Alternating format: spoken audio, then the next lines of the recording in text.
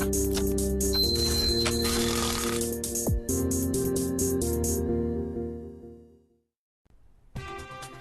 안녕하세요. 뉴스마켓의 최리나입니다. 오늘 삼성전자가 시장의 발목을 단단히 붙잡고 있습니다. 주가 140만 원이 공개됐는데 이후에 그래도 140만 원 언저리에서 움직이는 듯 했지만 지금 더 밀리면서 거의 장중 저점을 기록을 하고 있습니다. 이 밖에 오늘 BOJ 이틀간의 회의 결과도 공개가 될 텐데 BOJ 회의 듣고 난 다음에 움직일 것 같았던 우리 시장이 웬걸요 삼성전자가 급락하면서 먼저 빠지면서 분위기가 좀 험악하게 진행되고 있습니다. 삼성전자의 낙폭, 향후 대응법, 전문가들의 삼성전자에 관한 분석 잠시 후에 집중적으로 들려드리도록 하겠습니다. 무엇보다 간밤에 글로벌 증시부터 방향성이 별로 없었는데요. 호재도 있었는데 시장은 방향을 못 잡았다라는 것입니다. 호재는 어떤 호재였는지, 뉴욕과 유럽은 어떻게 마감되는지 함께 살펴보도록 하겠습니다. 자, 먼저 뉴욕 증시의 마감 상황입니다. 일단 호재는요, S&P 500 쪽에서 미국의 신용등급 전망을 올렸다라는 것이었는데 이 같은 호재에도 불구하고 빨간불, 나스닥밖에 없죠? 한 5포인트가량밖에 오르지 않았고요. 다우와 S&P 500이 많이 빠진 것은 아니었지만 호재가 나온 것 치고 오르지 못했다는 것은 확실한 사실인 것 같습니다. 자, 이번엔 유럽 증시입니다. 유럽 역시 같이 좀 흔들렸는데요. 역시 최근에 좀 강한 독일만 오르고 프랑스와 영국은 소폭이지만 내리면서 끝났습니다. 보시죠. 네, 독일이 한 53포인트 0.6%가량 제법 당겼고요. 영국과 프랑스는 역시 앞서 올랐기 때문에 차익 실현 매물이 조금 나오면서 약했던 쪽에 조금 더 빨리 매물이 나오는 모습입니다. 네, 곧바로 우리 시장 한번 보죠. 코스피가 지금 1910선에서 상당히 힘들어하고 있습니다. 삼성전자가 지금 재차 다시 흔들리는 구간 속에 놓여 있는데요. 코스피도 역시 흔들리고 있습니다. 1910선. 네, 2000에서 5월장 마무리한 거 기억나시죠? 지금은 6월 10일 정도 됐는데요. 결국에는 1910선까지 그동안 90포인트나 내려와 있습니다. 오늘 현재 코스피 상황은요. 1914.01입니다. 1%가량 밀리고 있고 18포인트 정도나 내리고 있습니다. 꽤 많이 내리는 편이죠. 지금 1%가량 추가적인 하락이면요. 어제 반등 굉장히 찔끔했었잖아요. 기억하시죠? 기관이 중간에 순매수 전환하면서 개인하고 같이 합작품, 그래서 겨우겨우 거의 1920에서 놀다가 마지막에 1930 만들고 끝냈었는데 이제 헤드라인은 보기 좋게 닷새 만의 반등이었지만 반등다운 반등은 사실상 아니었다고 보여지는데 오늘 곧바로 하락합니다. 이렇게 되면 어제 반등 별로 없었는데 그에 앞서서 금요일장 쭉 계속 빠졌었죠? 계속 흐르고 있다는 얘기가 되겠습니다. 오늘 장중 흐름 정말 중요합니다. 보고 싶지 않지만 보여드려야 되겠죠? 네, 바로 이제 이 구간이 지금 정도에 놓여 있습니다. 사실상 시가는 1930 언저리였었거든요. 이게 아주 정확하지는 않은데요. 30선 정도에서 플러스 출발을 했습니다. 믿을 수 없겠지만 곧바로 시작하자마자 한 1분도 안 돼서 하락 전환이 됐었고요. 물론 그 하락 전환의 원인도 삼성전자였고 지금 이 하락폭이 깊어지는 원인도 삼성전자입니다. 잠시 후에 삼성전자 집중 분석해드리겠다고 말씀드렸으니까 잠시 후에 보겠고요. 코스피 현재 수급 상황도 한번 체크를 해보겠습니다. 오늘 외국인들이 적지 않게 팔고 있는데 그들 매도 물량의 60%가 오늘도 역시 기대를 저버리지 않고 삼성전자에 들어가 있습니다. 외국인들 2,580억 정도 순 매도인데요. 그 가운데 IT를 얼마나 많이 파는지 한번 보겠습니다. 기관도 오늘 좀 매수하는 듯 했다가 역시 방어력이 좀 떨어지는 모습이고요. 개인 정도만 반대편에서 매수하고 있습니다. 개인도 최근에 그냥 개인이 아니라 약간 검은 머리의 그런 약간 외국인 같은 그런 어떤 느낌의 개인들이 개인이지만 개인이 아닌 개인이 삼성전자를 방어하면서 사고 있다는 분석도 있습니다. 참고하시죠. 지금 현재 수급 조금 더 면밀하게 보겠습니다.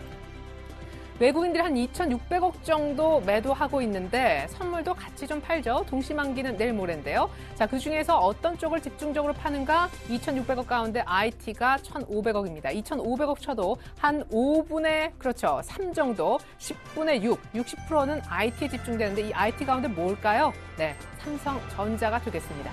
자, 잠시 후 삼성전자 낙폭도 체크를 해보겠고요. 이제는 코스닥으로 가보겠습니다. 자, 코스닥이 그나마 좀 괜찮습니다. 코스닥은 상승 전환해서 오랫동안 머물렀는데 조금 전부터 코스닥도 같이 꺼지고 있습니다. 이게 문제입니다. 코스피가 좀 나쁘더라도 코스닥에는 잘 가면 될 텐데 역시 우리 한국 시장의 양시장은 서로서로 어떤 일정 부분간의 영향을 주는 것 같습니다. 투자 심리 측면이겠죠. 2포인트 정도만 내리니까 많이 내리는 것은 아니고요. 조금 전에는 상승 전환까지도 했었습니다. 분봉 보여드립니다. 네, 코스닥도 같이 좀 이렇게 꺾이는 모습이 장 초반에 나타났었고 오히려 조금 전부터 좀 힘을 내다가 그 힘이 또 바로 직전에 좀 빠지고 있는 그런 흐름인데요. 다시 시초가 부근으로 약간 회귀하려고 하는 움직임 별로 좋아 보이진 않습니다. 하지만 전일에 무려 7거래일 만에 외국인 기관 쌍끌이가 나오면서 2% 이상 급반등을 했었죠. 무려 8거래일 만에 급반등이요. 네, 그런데 오늘 곧바로 꺼지고 있는 걸 보니 역시 전일의 어떤 급반등이 기술적 반등이었다라고 분석해 주셨던 전문가들의 말이 일단은 맞아 보입니다. 자, 코스닥의 수급입니다. 오늘 쌍끌이 매수가 안 나왔을 것 같은데요. 예, 그렇죠. 외국인 곧바로 먼저 변심을 하기 시작했습니다. 오늘 삼성전자도 팔고 외국인들 코스닥도 사주지 않고 있는 가운데 기관만큼은 일단 양시장에 크게 매도하진 않고 있고요. 역시 개인 정도만 방어를 하는데 여의치는 않는 그런 모습입니다. 자, 이번에는 원달러 환율의 흐름이 되겠습니다. 원달러 환율이 전일 1120원대 후반이었었죠. 왜? 급등을 했었고 막판에 아주 더 올랐었습니다. 사실 1120원대 안착할까 했었는데 전일 안착은커녕 1120원대 후반이었고요. 오늘은 1130원대 중반입니다. 1130원 이렇게 들어온 건 정말 오래간만의 일인데요. 첫 번째 근거는 뭡니까?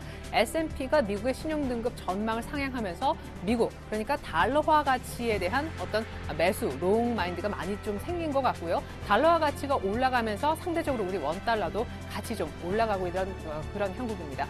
사실상 이 달러화 가치가 계속해서 강세를 띠고 달러를 살려고 하는 사람들이 풍성한 한 원달러, N달러 할 것 없이 일단은 위쪽을 보는 것이 맞을 것 같습니다. N달러는 또 어떻게 움직이고 일본 니케이는 또 어떻게 움직이는지 우리 원달러 환율 분봉 차트 보고 이어서 쭈루룩 확인해 보도록 하겠습니다. 이것이 이제 우리 원달러의 오늘 차트거든요. 물론 시가 부분에서 곧바로 거의 1130원을 보여주긴 했었는데 1137원까지 올라갔다가 지금 약간 상승폭을 오히려 줄이고 있습니다. 장중 한때는 한 7원 이상 이렇게 오른 적도 있었었군요. 자, 이번엔 N달러 환율의 차트를 좀 보도록 하겠습니다. 자, N달러는요. 이렇게 달러가 강세를 띠니까 N달러도 좀 올라가고 있긴 한데 오늘 BOJ 앞이어서 약간은 숨을 좀 죽이고 있습니다. 98원대 그래도 많이 올라왔죠. 왜? 얼마 전에 장중 한때 94원대까지 내려갔었거든요. 네, 어느덧 다시 엔저가 조금 시작이 되면서 얼마 전에 깨서 난리쳤었던 그리고 4월 달에는 돌파해서 난리쳤었던 5월 달에요. 100엔대 돌파도 가능성이 좀 있어 보입니다. 오늘 BOJ 기다리고 있는 일본 한번 볼까요? 네, 일본 증시는 13,500 라인에서 일단은 기다리고 있죠. 뭘 기다립니까? 역시 BOJ. 사실상 이 라인을 깨지 않았었으면 했었는데 깼습니다. 깨고 어디까지 왔습니까? 12,000대까지 니케이가 밀렸었다가요. 다시 원래 어느 정도 지켜줘야 되는 라인까지 올라가려 하고 있고 N달러 역시 마찬가지 마디디스 때인 100엔대 지금 위쪽에 바로 얼마 남지 않았습니다. 어제 사실은 5%가량 폭등을 했었어요. 이거 이제 이렇게 보면 잘 안 와닿으실 수도 있는데 어제 4.94% 급등하면서 니케이가 13,500 라인에서 끝이 났었는데 어제 뭐 충분히 급등했었죠. 오늘 회의 기다리고 있기 때문에 일단은 숨을 좀 고르고 있습니다. 네, 일본 BOJ 일단 주목할 수밖에 없는데 언제 결과가 나올진 모르겠습니다. 시장에서는요 최근에 지표가 좋아지고 있기 때문에 이번에 추가 부양까지는 안 할 것이다 라고 합니다. 얼마 전에 이제 어제 일본의 1분기 GDP 성장률 나온 거 보셨잖아요. 지표가 좋아지고 있기 때문에 여기서 뭐 더 급하게 부양까지 나설 필요는 없어 보이는 건 맞습니다. 다만 한 가지 지난번에 BOJ 회의에서 뭘 안 했죠? 국채 시장에 대한 안정화 방안을 내놓지 않으면서 국채 시장에 급락이 있었고 그 여파로 다시 환율이 우호적이지 않게 흘러가면서 일본 주식 시장까지 급락시키는 그런 안 좋은 아베노믹스 전체에 대한 의구심을 만들었었는데 이번에 그 지난번에 빠졌던 부분 추가 부양은 안 한다 할지라도 국채 시장 안정화 대책이 나와줄지가 일단은 관건이고요. 추가 부양은 없을 것이라는 게 일단 전문가들의 컨센서스 예상입니다. 오늘 N달러가 관련해서 100엔대까지 올라갈지도 같이 좀 지켜보시면 좋겠습니다. 니케이는 이미 어제 좀 급등했으니까 오늘 추가적으로 상승한다 해도 상승폭이 그렇게 크진 않을 것 같은데 역시 환율 흐름이 관건입니다. 네, 이번에는 삼성전자 얘기 본격적으로 한번 해보겠습니다. 시가총액 상위 종목 1위인 삼성전자, 나머지 종목도 분위기를 조금 같이 일단은 보겠습니다. 자, 삼성전자 낙폭은 2%가 넘어가고 있습니다. 139만 원. 오늘 나월제 약세를 띄면서 장중 140만 원은 일단은 붕괴가 됐고요. 나머지 종목들 이런 날 현대차 같이 빠지면 진짜 답이 없죠. 현대차는 장을 잡아주고 있고요. 모비스, 그리고 포스코, 기아차, 하이닉스 모두 파란불이지만 하이닉스는 어제 약간 2년의 최고점 찍은 이후 물량이 많이 나오진 않습니다. 삼성전자가 2% 빠지는 날 하이닉스는 기껏 100원 정도만 내리고 있죠. 나머지 종목 더 보여드립니다.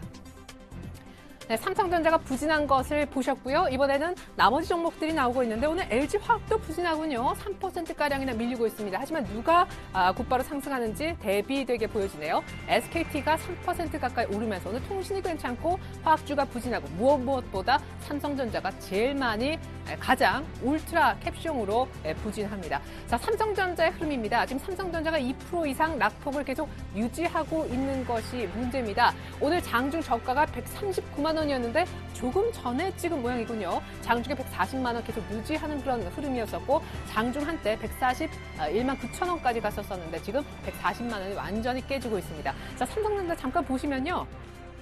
자, 지금 매물을 어느 쪽에서 내놓고 있나요? 그렇죠? 예.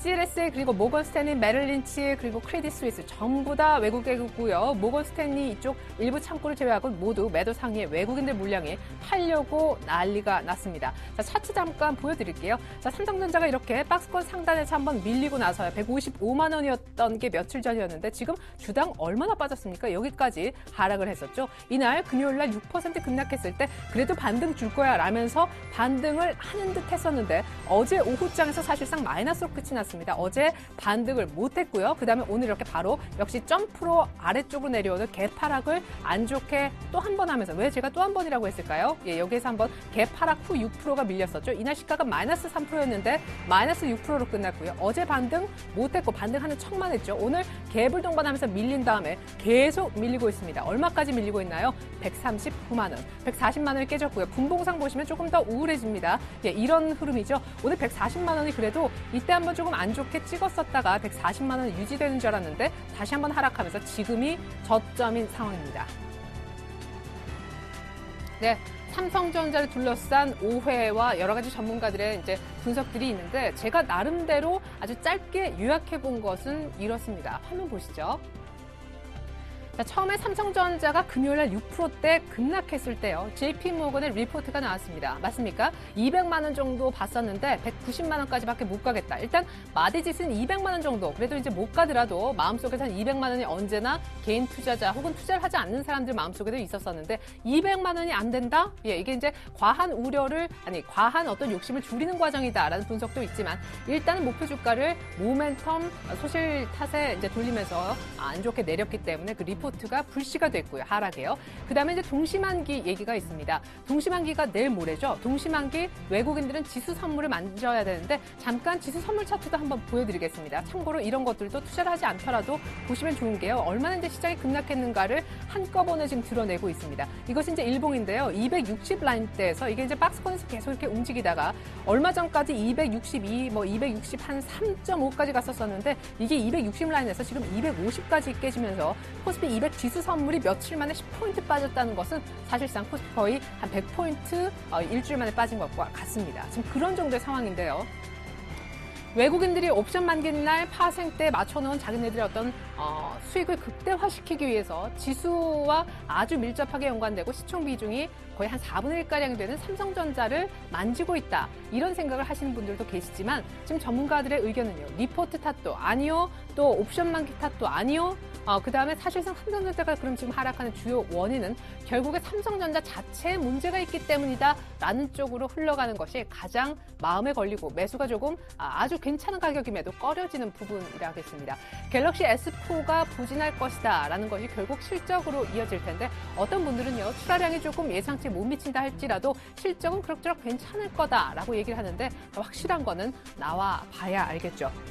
기술적으로 한번 보여드리겠습니다. 사실 삼성전자가 어제 반등을 못한 것이 굉장히 좀 크게 다가오는 날인 것 같습니다. 어제 좀 반등을 강하게 했더라면 오늘 흘러도 이런 느낌은 아닐 것 같은데요. 일봉입니다, 먼저. 네, 어제 반등을 못하면서 이 라인은 121선 이 라인은 언제나 좀 지켰던 라인인데 이미 여기에서 한번 무너졌죠. 지키고 지켜줬지만 지키고 지켰지만 이때 한번 무너지면서 이것도 갭으로 무너지면서 6%가 급락이 일단 됐고요. 때문에 이 라인은 조금 회복이 어려울 거라고 아마 많이들 예상하셨을 텐데 이 라인도 어제 핑크색 라인 201선도 살리지를 못했었습니다. 그러고 난 다음에 오늘 갭으로 다시 무너지는 것이어서 일봉은 사실상 게임 끝났고요. 주봉으로 보시면요. 주봉상 60주선인 지금 그나마 좀 남아있는 기술적으로만 찾아본다면 지지 라인이 130, 한 7만 7천 원 정도가 기다리고 있는데 이거 여기까지 내려오기는 시간 문제인 것 같습니다.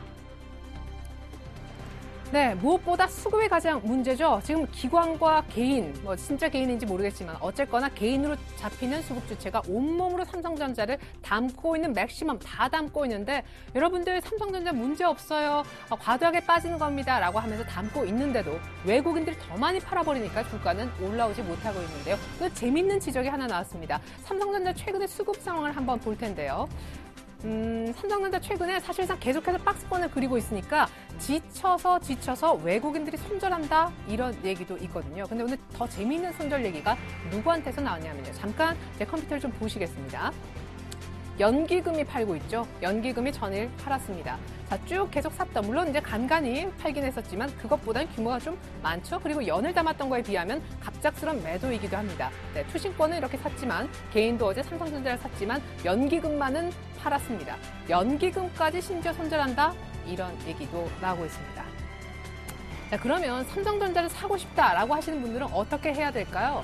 예, 일단은 수급이 들어와야 되겠고요. 차트적으로도 반등을 하는 것을 보고 실적이 나올 때까지 기다리면 아마 그 중간에 반등을 했거나 이미 역사가 좀 벌어지고 난 너무 늦은 때일 수도 있으니 매수 노리는 자 반등을 기본적으로 확인하고 들어가자라는 것이 맞습니다. 맞죠? 지금까지 나흘 연속 밀렸고요. 어제도 양봉인 듯 보이지만 시가보다 종가가 높았지만 그 전일 종가를 회복하지 못하는 반등을 못하고 있습니다. 지금 최근에 급락하면서 삼성전자가 단 하루도 반등한 적이 있었던가요? 아니요.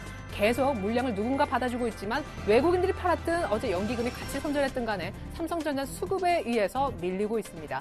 어떤 논리에 의해서든 주가가 오르려면 수급이 돌아와야 되겠죠. 반등하는 걸 보고 삼성전자 저가 매수에 나서더라도 그때 좀 노리자라고 말씀드리고 싶고요. 전반적으로 전문가들의 시각은 삼성전자 보수적입니다. 왜냐? 아까 말씀드렸다시피 여러 가지 그 어떤 이유도 아니요. 삼성전자만의 모멘텀이 떨어진다는 어떤 아주 기본적인 펀더멘털의 지금 하락 이유가 있기 때문입니다. 삼성전자 이 정도로 하죠. 자, 그리고 오늘 삼성전자 많이 문제가 아닙니다. 사실상 어제는 삼성전자와 SK하이닉스가 굉장히 대비되는 그런 날이어서 삼성전자가 굉장히 초라해 보였는데 오늘 삼성전자만큼 초라한 종목이 있습니다. 바로 LG이노텍입니다. LG이노텍이 오늘 낙폭이요. 제법 큽니다. LG이노텍의 낙폭은요. 지금 8%가 넘어가고 있습니다. IT의 문제일까? 하고 IT주를 비슷하게 중형주 좀 정리를 해봤는데요. LG 디스플레이는 최근에 하이닉스하고 같이 좀 좋죠. 어제도 올랐고 오늘도 아까는 살짝 플러스였습니다. 괜찮고요. 삼성 전기는 지금 바닥권에서 좀 헤매고 있고 SDI는 2차 전지 관련해서 LG화학하고 많이 올랐다가 지금 고점에서 약간 조정받고 있는 중입니다. LG전자는 오늘 또 플러스인데 LG이노텍만 빠지는 거 보니까 IT만의 문제는 아닌 것 같죠? 자, 그러면 LG이노텍이 하는 사업에 좀 포커스를 둬서 LED 쪽을 한번 찾아봤습니다. LED 분위기가 오늘 다 안 좋을까 하고 보니까요. 별로 그렇지도 않죠. 어제 많이 급등했습니다. 서울반도체 어제 외국인 기관 각각 세 번째로 동시에 많이 산 그런 종목이어서 쌍끌이로 6%, 7% 오르면서 37,000원까지 신고가 냈었는데 어제 많이 올랐기 때문에 약간씩 매물이 나오는 중이고요. LG이노텍만 독보적으로 많이 빠지고 있으니까 이거는 IT의 문제도 아니요. 그리고 LED 전반적인 업황의 문제도 아닌 것으로 보여집니다. 자, 그러면 LG이노텍이 왜 내릴까? 오늘 분석 나오는 걸 보면요. 일단은 향후의 성장성 보고 LG이노텍이 굉장히 많이 갔었는데 이번에는 2분기 실적 자체가 안 좋을 것이다. 당장 2분기 실적이 안 되니까 일단은 매물이 나오는 것이다. 이런 분석이 있습니다. 기관 쪽에서 집중적으로 매물을 지금 내놓고 있는 것을 보이는데요. LG이노텍 이것이 차트입니다. 최근에 이만큼 어떤 대량 거래를 동반하고 LG이노텍이 이렇게 올라오기 시작했죠. 여기가 사실상 스타트 포인트가 됐었고 이만한 어떤 좁은 박스권을 이때 돌파시키는 거래가 나왔었고요. 그 다음에 약간의 눌림목 이후 여기까지 왔는데 오늘 사실상 출발과 비슷한 상승을 거의 촉발시켰던 거래량과 만만치 않은 거래량이 오늘 동반이 되면서 음봉으로 제대로 밀리고 있습니다. 잘 보셔야 되겠고요. 21선도 한 방에 깼으니까 이런 종목은 쉽게 들어가시면 안 되겠습니다. 네, 참 안 좋죠? 잘 가다가도 이렇게 한 번에 8% 밀리게 되면 소위 물리는 투자자는 늘어나게 마련인데요. 자, 오늘 나름대로 좀 괜찮은 통신주 한번 보여드리겠습니다. 오늘 코스닥까지도 보면 방어주가 좀 강한 모습이에요. 오늘 SKT 그리고 LGU 플러스 KT 모두 다 강한데 특별히 LGU 플러스가 21선 살짝 깼었는데 가장 먼저 살려주는 빠른 반등을 보여주고 있고요. GS 홈쇼핑이 5%나 급등하고 CJ 홈쇼핑 역시 마찬가지입니다. 향후 역시 수익성 개선 GS 홈쇼핑의 경우에는 2분기 사상 최대 최대 실적 전망까지 나오고 있는데요. 이러다 보니까 시장이 지금 못 가죠. 코스피도 이제 1900선 위태로 온 그런 분위기까지 나오죠. 오늘 10선이고요. 코스닥도 어제 급반등했지만 오늘 다시 좀 삐걱이고 같이 좀 못 가는 그런 분위기인데 일본이 살아나려고 하고 있습니다. 전문가들은 갑자기 다시 방어주를 사십시오. 이렇게 굉장히 보수적으로 한 발 뒤로 빼는 스탠스를 보여주고 있는데 때문인지 오늘 통신, 홈쇼핑 이쪽이 좀 강한데 참고로 오늘 통신주는 기관이 집중적으로 사고 있습니다. 기관이 아마 살 종목이 별로 없을 거예요. 그리고 오늘 화학주도 좀 부진한데 아까 LG화학 통해서 분위기 잠깐 보여드렸습니다. 이 밖에 오늘장 특징주 한 5개 정도 추려봤습니다. 그야말로 특징주죠. 아마 하한가 풀리기를 고대하셨던 분들이 많이 계실 줄 압니다.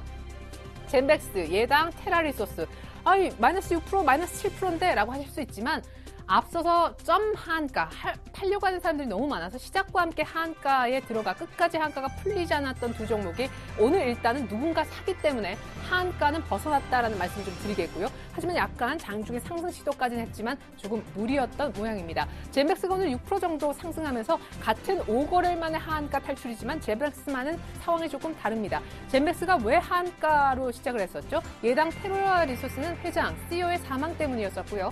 젠백스의 경우에는 그 최장암, 임상 3상 실패하면서 하한가로 들어갔었던 거잖아요. 근데 오늘은 그럼 왜 급반등하냐? 물론 이제 많이 밀려서 어느 정도 가격 메리트 보고 들어온 사람도 있었겠지만 이 최장암 임상 3상 요거는 실패했지만 그 과정 중에 같이 항염증하고 관련된 추가적인 연구를 했는데 그 추가적인 연구에서 딱 그 임상 3상에 관련된 건 아니고 그 옆에 이제 사이드 부가적인 연구에서 유럽 관련된 특허를 지금 2건 정도 신청했다고 합니다. 그리고 젠백스는 어제 사실상 자사주 매입 얘기가 나왔는데도 밀렸었거든요. 오늘 그것까지 뒤늦게 호재로 읽으면서 급반등을 하며 예당과 테라리소스와는 조금 다른 행보를 보여주고 있고요. 보르네오는 좀 안타깝게도 지금 상패 우려 때문에 아직 상장 폐지가 결정된 것은 아닙니다만 하한가에 접어들었습니다. 흥하해운도 역시 오늘 유중 얘기 나오면서 역시 하한가에 머물고 있습니다. 이 밖에 3가지 테마 마지막으로 빠르게 좀 보도록 하겠습니다. 철도 테마가 오늘 불고 있습니다. 정부가요, 철도 강소기업을 육성해서 200조 정도 해외 시장을 공략하겠다라고 얘기를 했고 2017년까지 3개 정도 꽤 괜찮은 기업을 만들어내서 양질의 일자리 1000개 정도를 만들어내고 싶다 이렇게 얘기를 했는데 오늘 철도주가 들썩이고 있습니다만 상승폭은 그다지 크지 않은 그런 모습입니다.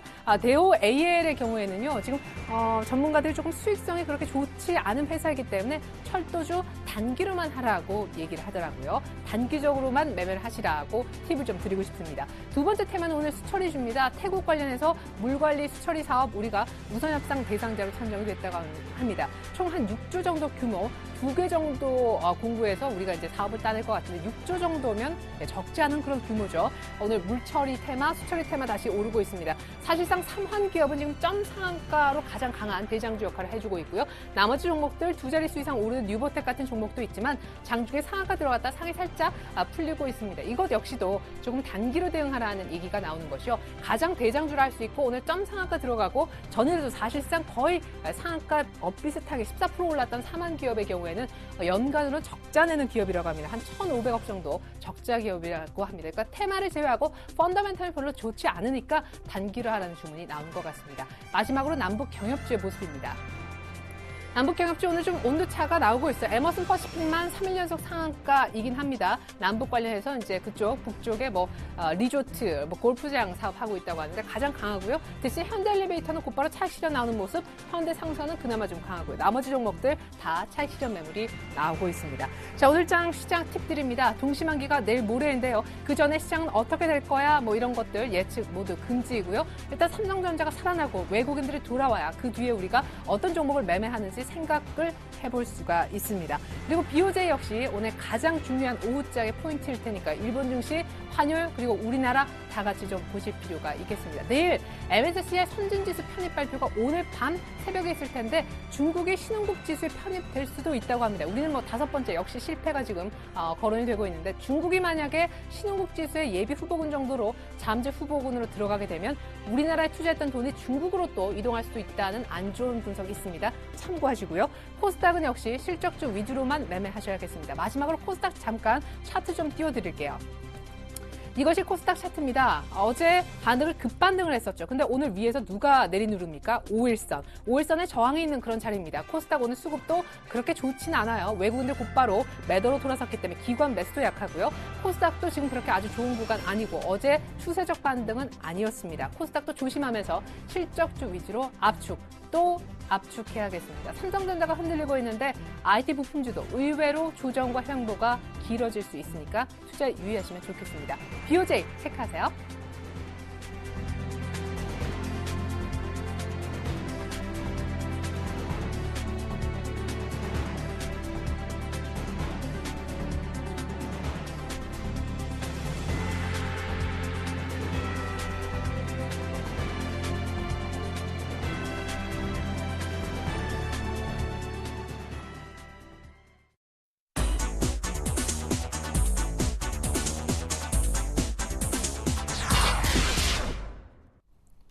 안녕하십니까. 6월 11일 뉴스인마켓입니다. 애플이 새로운 스마트폰 태블릿 PC 운영체제와 신형 매킨토시 컴퓨터를 공개했습니다. 특히 새로운 운영체제는 애플의 소프트웨어와 디자인 역량이 총 집결된 기술로 향후 삼성전자를 중심으로 한 안드로이드 진영과의 치열한 스마트 대전이 예고되고 있습니다.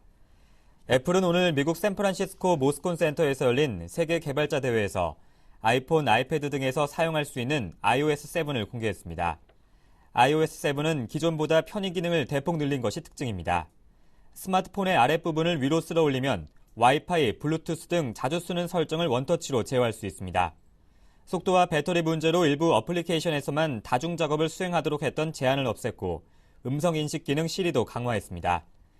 애플 제품끼리 파일을 쉽게 주고받을 수 있는 에어드롭도 도입했습니다. 애플의 디자인 책임자로 미니멀리즘을 대표해온 조나단 아이브 수석 부사장이 소프트웨어까지 총괄하게 된 이후 처음 내놓는 작품으로 전체 화면 구성이 더 단순하고 직관적인 쪽으로 변했다는 평가입니다.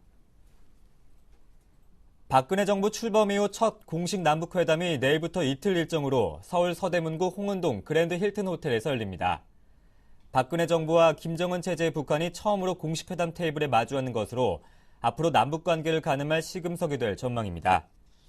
정부는 남북관계 신뢰가 쌓이고 비핵화의 진전이 있으면 국제사회가 동참하는 대규모 경제 지원도 가능하다는 한반도 신뢰 프로세스의 진위를 북측에 적극 설명하고 북측의 태도 변화를 요구할 것으로 전해졌습니다. 한편 남북은 회담 하루 전인 오늘 판문점 연락관을 접촉해 대표단 명단을 주고받습니다. 이에 앞서 9일부터 10일 새벽까지 이루어진 실무 접촉에서 대표단을 5명 규모로 합의했지만 수석 대표의 급에 대해서는 이견을 보여 대표단 명단 교환이 지연됐습니다.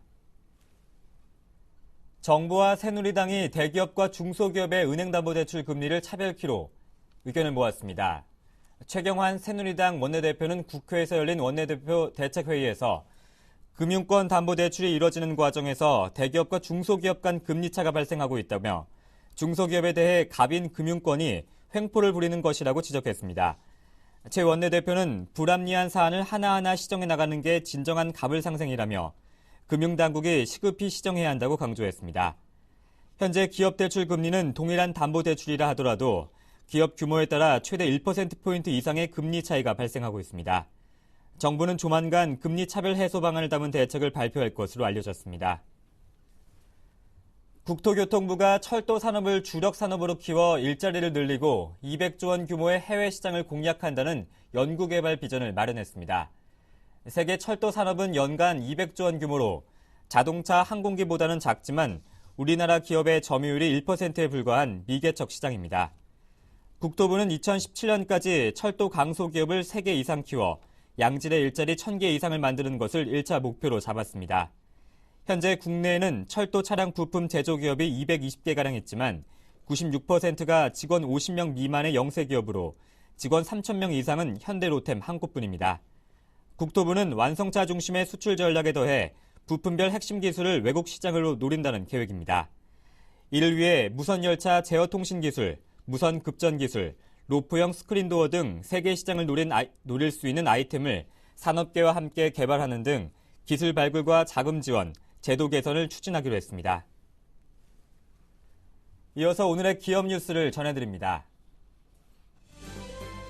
KT가 네트워크 고도화에 3조 원을 투자하고 정보통신 기술 기반의 일자리 2만 5천 개를 만들겠다는 계획을 밝혔습니다. 이석재 KT 회장은 KTF와의 합병 4주년 기념 간담회에서 이같이 밝히고 ICT 산업을 선도하고 국민에게 꿈과 기회를 제공하는 ICT 뉴 프론티어가 될 것이라고 선언했습니다. KT는 뉴 프론티어가 되기 위한 핵심 과제로 네트워크와 플랫폼의 혁신을 내세웠습니다. 2017년까지 기존 네트워크망 투자와 별도로 3조 원을 투자해 본격적인 기가 인터넷 시대를 열고 이를 통해 가상 공간을 확대하겠다는 계획입니다. 3조 원은 LTE망 구축이 최고조였던 작년 한 해 이동통신 3사 네트워크 투자비의 절반에 해당하는 금액입니다. KT는 투자가 실현되면 2만 5천 명의 고용 창출 효과가 있을 것으로 예상했습니다. 유한 킴벌리가 올해 역대 최대 규모인 1,072억 원의 신규 투자를 합니다. 주요 투자 대상은 김천 공장의 티슈 설비, 대전 공장의 물티슈 기저귀 설비 등입니다. 유한 킴벌리는 이번 신규 투자로 국내 시장에 신제품을 출시해 성장 동력 확보와 수출 확대로 킴벌리 클라크의 아시아 태평양 지역 시장 확장에 기여할 토대를 마련했습니다. 미용 티슈와 화장지, 종이타월 등 가정용품 사업의 주력 사업장인 김천 공장에는 2015년까지 총 680억 원을 투입해 현재 연산 10만 톤 규모의 티슈 생산 능력을 연산 15만 톤으로 확장합니다. 단일 티슈 설비로는 국내 최대 규모의 투자입니다. CJ 헬로비전이 유무선 서비스에 공통적으로 적용할 새로운 브랜드 아이덴티티를 공개했습니다. 바뀐 BI는 신뢰와 창의, 혁신을 강조한 네이비색 글자체 헬로라는 브랜드명과 행복한 스테이션을 뜻하는 핑크색 심벌이 조화를 이뤘습니다. 다양한 콘텐츠가 실내 헬로비전이 제공하는 플랫폼에 모이고 그 가치가 생활 전반으로 확산된다는 의미를 형상화했다고 설명했습니다. 새로 도입되는 BI는 케이블 TV인 헬로TV, 초고속 인터넷 헬로넷, 인터넷 집전화 헬로폰과 이동통신 알뜰폰 서비스인 헬로모바일, 기업 간 거래 서비스인 헬로비즈 등 이 회사 유무선 서비스에 적용됩니다. 올해 초 동원 시스템즈에서 분할된 동월건설 산업이 서울 문산 고속도로 민간 투자 사업을 투주했습니다. 동원건설은 올해 8월부터 착공할 약 1조 5천억 원 규모의 서울 문산 고속도로 민간 투자 사업의 약 10%의 지분으로 참여합니다. 서울 문산 고속도로 민간 투자 사업은 경기 고양시 방매동과 경기 파주시 내포리를 잇는 총 35.6km의 도로를 건설하는 공사로 교량 83개소와 터널 3개소를 포함하고 있습니다. 한편 동원건설은 올해 내곡 2단지 SH공사, SK 와이번스 드림파크, 송도 센트럴파크 호텔 등 건립 사업을 잇따라 따낸 바 있습니다.